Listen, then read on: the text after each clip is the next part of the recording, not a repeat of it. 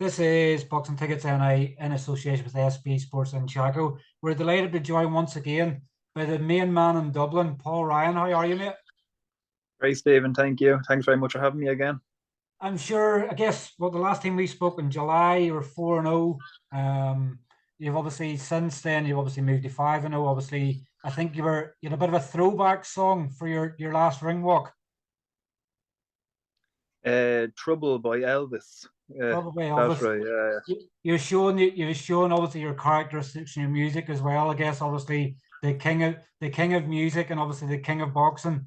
You know, it's always a marriage made in heaven. But you're now 5-0 with 3 stoppages. I guess probably more than anything now you're probably getting happy and confident that obviously that your boxing ability is showing out. Like 3 stoppages in your last 4. You must be delighted obviously how it started off for you. Yeah, it's been good. I think I've shown a steady rate of improvement in every fight. Like you said, 3 stoppages in the last 4, and in the last 4, like I've dropped everyone.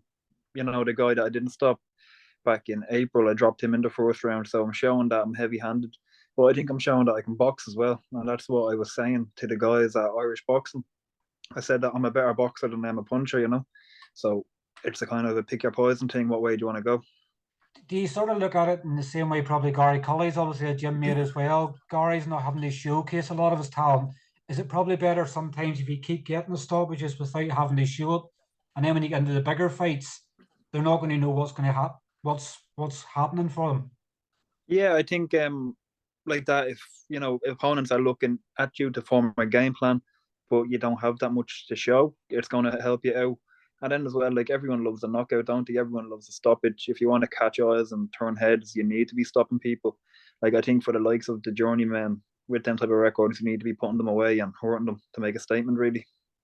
And I guess probably the a lot of probably the your ability coming out now more has probably been and with Pete Taylor obviously in Dublin obviously having that high class sparring day in day out is probably the best thing that probably happen for you moving to Pete's gym because you obviously let's say the sparring you're getting is probably worth about 5 years of boxing alone.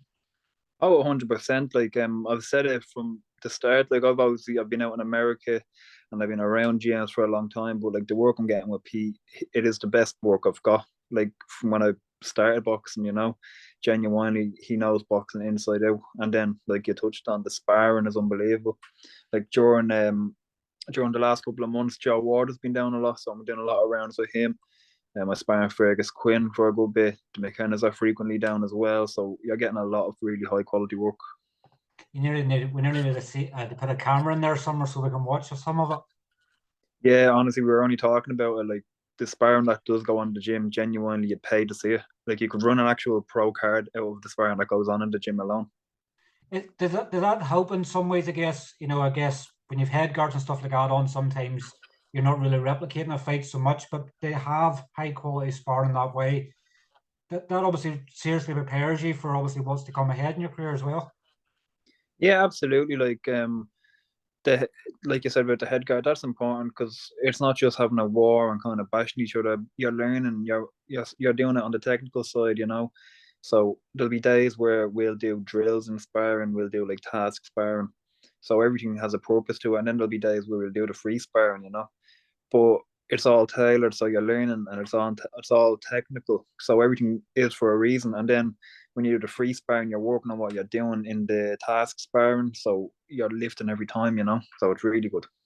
And I sort of prolonged this a wee bit longer than I should, but obviously you're back in action in 8 days' time and back for your second fight in Belfast. And on what an occasion, obviously getting to be an undercard of Michael Conlan. Yeah, it's amazing. It's probably the biggest. This is probably the biggest night of the year. Mhm. In Irish boxing, SSE Arena, you know, Christmas cracker. It's great. And I was only saying this is a really cool one for me personally because in 2019 I flew over to New York to watch Michael as a fan, and now I'm boxing on his undercard, you know. So I'm obviously doing something right, but it's really cool. I guess when you sort of look at it in that way and you're sort of going, you don't know what's around the corner in life, but I guess, I was speaking obviously to Jamie last night and his interview is going to go out after yours, but he was getting a lot of praise from you, from Tyrone and from Sean and everybody else in the gym. So you've more than earned your opportunity, obviously, to fight in the card. And is it for you more of showing what you have so that you become a regular on these cards now? Yeah, I think so. Like I do think that it's right that I'm on these cards, but I think I have that level. I have that skill. So this is where I should be. This is the stage that I belong on. And then like that now I get the chance to show that I have the goods and to be kept on, and that they can look at me and say, all right, now this kid is good. He's worth the investment. We'll keep him on. Keep him active.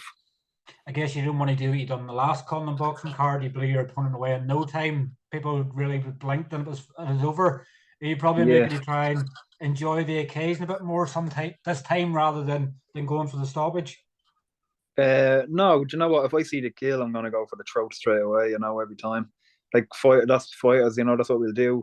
Early night, you don't get paid for overtime. But I've always said I'm a better boxer than a puncher. So we start off, but with the boxing, we get a read for it. If there's a shot there to take it, we'll take it. But the main plan is to box, look well, and take as little damage as possible. You know. And obviously next Saturday night you're facing, I think, Milan Ganoska. He's unbeaten obviously so far. I think he's 2-0 with a draw. Does that probably show the intent of you that you're happy to take any challenge? You've already said you want domestic fights, you want belts. Does this obviously showcase more that I want these fights, I want people that want to come and take my head off, as you're obviously trying to do to them? Yeah, like I was trying to look for someone with an even better record than this. Like we were talking to guys, like we were making an offer to a Welsh guy. I think he's 14-2. He only fought for the IBF Intercontinental belt. So like that's the level there that I'm trying to be at. You know, obviously you need to earn your crust a bit and do the hardship. So anyone that we can fight, really good record, coming to win. That's what I'm looking for. I guess Like sometimes I think I'm past the stage now of being in with these guys with like 5 wins and 72 losses. You know, I think I'm ready to move on against real game opponents that are coming to win and coming to take my head off. sometimes if you go too high of a caliber opponent, you're probably, because I know you're still looking at domestic fights and things like that. You might scare more people off, knowing if you're beating people with better records than them. So I guess it's sort of fine tuned sometimes, but your boxing career can't wait for people to say yes. So you're going to take the opportunities and you get them. Yeah, 100%. Like whether it's domestic or not, it doesn't even matter if it's domestic fight. I just want good, recognizable fights. So I want people to look at my record and say, "Oh, look at the lads he's beating. They're good. They've good records. He's not there just fighting pancakes, coming for a few grand to take a loss." You know. And I want to create good, memorable nights for my crew, for my family that are coming up to watch me, and the people that are supporting me.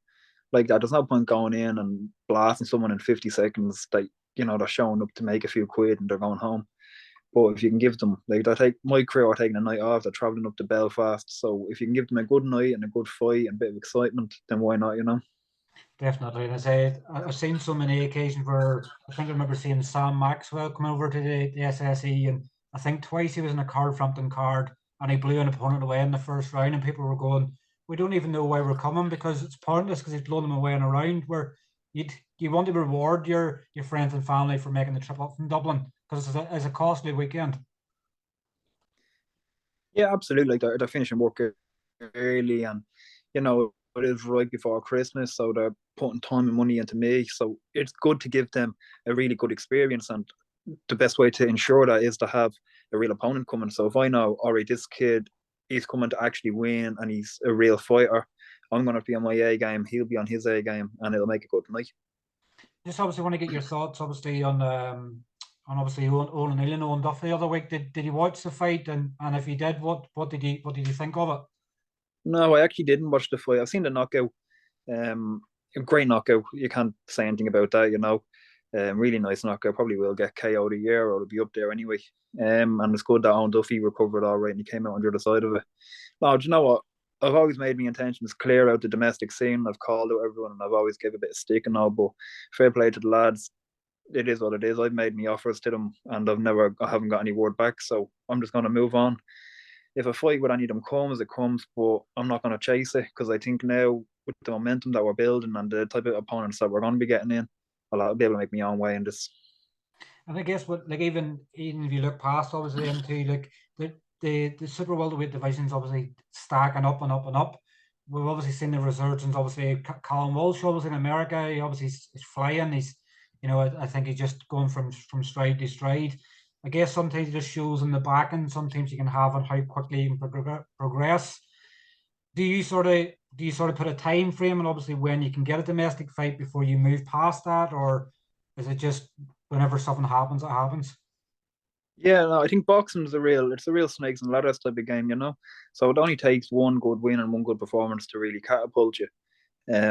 Like I'm never gonna hold out for a domestic fight. If one comes, great, happy days. But if not, we'll just keep chipping away. And I think I just need a platform to showcase how good I am, and then people are gonna look, and promoters might look and stuff like that, and we'll take off. But whatever way we go, I'll go straight to the top.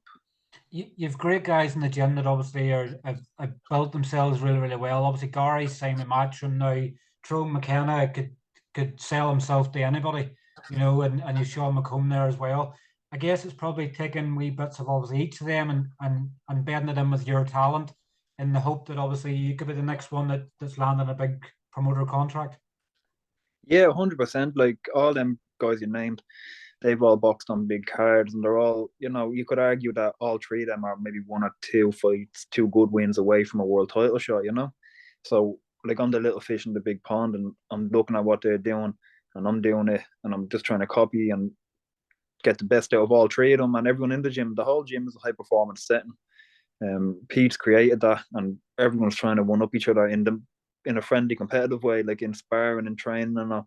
So it's great. The only thing you can do there is grow. And obviously, is there any fights in particular? I guess were you hoping Fergus Quinn obviously was obviously camping the lead up to the fight. I'm probably guessing you're probably looking forward probably more to his fight than anybody else's because it's a domestic fight and everybody loves a domestic dust up. Yeah, it's funny. I've sparred Graham and Fergus for this fight. But it'll be a deadly fight. It'll be a really good. I think it's just going to be one way. They're going to meet in the middle and have it out. So that'll be really exciting. I'm looking forward to that one. It's one of them, you know, somebody asked me obviously after only knowing Duffy thinking of fight of the year and stuff like that, and I was going, we probably have one that could potentially steal the headlines from it, but Graham and Fergus could be one that could be over in 2 rounds, you know, it could be that sort of fight that one Yeah, it breaks could the other almost one be like down. a Hagler Hearn thing, like a 3 round war, and then someone gets the knockout. But how I'm looking at it looks like it'll be a good one. Like, I don't think the two lads will make any bones about what they're about. They're going to come and meet in the middle and have it out, but it'll be really good. I'm not going to ask your opinions on it because obviously I guess when you spar with both, you don't want to give any secrets away and things like that. But I guess you'll sort of let people know that's close to you, obviously your feelings on that fight. Is there any other fights on the card you're looking forward to? I guess probably Tyrone's.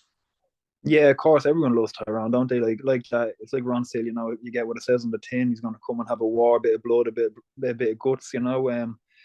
He's deadly. Like he's earned his stripes now at this stage, so it's well deserved all the hype he gets. Sean's in a good fight as well, which is good. And like we're watching Sean inspiring lately, and he's on fire in the gym. He's super sharp. So I can't wait to see him showcase everything he has. And just the whole card, really. Like as a boxing fan, not even a fighter, to like a fan of Irish boxing, it's a great night. Like there's so many prospects coming up. Like I know Lewis Crocker back after a year out and stuff like that. So it's a really good sign for where Irish boxing is and where it's going. Definitely, I think 2022 has been a massive year in terms of obviously Irish boxing. Obviously, you've Anto Kachi, Dennis Hogan, and Paddy McCrory all landing the ABO belt. Eric Donovan going out in a high, obviously winning the EU belt. It just seems to be that who's going to be next to join the gravy train next year. But it's only, as you'll know, it's only taken one success to see everybody else follow in line, and everybody's now looking to see who's going to be the next to join that. That's it. Like it's great times now, and I think with Conlan boxing, they're going to be the ones to bring big time boxing back to the country. Obviously, they have the connection to Top Rank, and they have the names and the platform that they can do it, and they can bring big time boxing. Obviously, they're doing it in Belfast, and there's talk of them bringing it back down to the Republic. So if they can do it, it'll be brilliant. And I guess probably it wouldn't be fair if I didn't ask, obviously being a Dublin lad and Katie Taylor potentially fighting in Croke Park next year. Don't probably even need to ask you the question if Eddie Hearn needs an opponent for someone, you don't care who it is, you'll take him. Oh, absolutely, yeah. Like any of the matchroom boys, if he was doing it, I need him, it wouldn't bother me. More than happy to stop one of his lads and then take the contract off to me, But yeah, that obviously that's the big one. There's going to be every Irish fighter out there jumping at it. But like you said, Dublin lad, it makes sense, It definitely does. And I guess with Gary Cully, obviously, Gary Cully been nailed on the card. Obviously, he's going to want more of his stablemates potentially been on the card as well to showcase what else is coming through. I guess you don't want it to get to the stage of Gary Cully, we're getting to 14 or 15-year-old, he's signing a contract with Matchroom. Matchroom probably wants someone on the cheaper side now. So, not saying that you're cheap or anything like that, but it might be a good opportunity now if Eddie Hearn is looking at other Irish fighters that you'd be wanting to keep an eye on. Yeah, 100%. Obviously, I am a promotional free agent. But I think I've shown that there's a bit about me. I can punch, I can box, and so I think it would be a good match. And like that, it'd be a lot easier to get in earlier than you say when you're 15, 16 and all, when there could be other promoters out around sniffing around you. I guess it just at the moment it's making the right choice and taking the right option. I guess sometimes, as you can see in boxing, if you make the wrong decision, it could set you back a couple of years. Is that what it's just making sure you can get the right choice for you now, so that it's like a marriage in heaven? Yeah, no, this is it. Like I said to you, it is a game of snakes and ladders. One right move and you're going to jump up 10 places, one bad move and you're back 10. But that's why it's so important to have a team around you that you trust and, they have your best interest. Like my team now, trust with me life. I know that they'd never do me wrong. So if whatever came, I'd talk with them and whatever they thought, we'd go with that. But like that, you don't want to just jump at a name early because you're thinking, oh, I get promoter, I'm going to be guaranteed activity. You're not really an asset to them. You could be a liability to them, and they just want to get rid of you. Exactly, and we've seen in the past where people have been frozen out whenever they fall out with the promoter as well, and then they're having to try and get away from contracts. But obviously, I'll let you obviously enjoy their last week. Obviously, this day next week you'll have weighed in, and you'll probably be back on the feeding frenzy. Yeah. But I'm sure we'll obviously get a catch up here Saturday night, obviously after your fight, to see how it all went, and see if we can get a few more names out of you to drop in there on who you want in your wish list for 2023. Yeah, 100%. Yeah, we'll start getting real skinny now for the next few days. Real skinny and real cranky. This next Saturday will be the big one, and then we'll enjoy the Christmas, and then hopefully 2023 will really take off, get some big names, good records, and get the ball rolling, and hopefully a title as well. Just to help you along for the next few days, obviously the Christmas market's back in Belfast, obviously after COVID and everything else. So next Sunday, I'm sure Tyrone McKenna will probably have you dragged around the Christmas market for a few pints and a few burgers. Yeah, I'm sure he'll be bleeding dry. I'm sure he will be. Yeah, if anyone wants to do with him, or else my missus will do it, one of them. Definitely. Well, listen, Paul, thanks very much for catching up with us once again. We'll speak to you next weekend. Yeah, 100%. Thanks again, Stephen, for your time, and I'll talk to you on Saturday. Not a problem, Paul. Cheers. Take care. Thank you. Bye-bye. Bye-bye.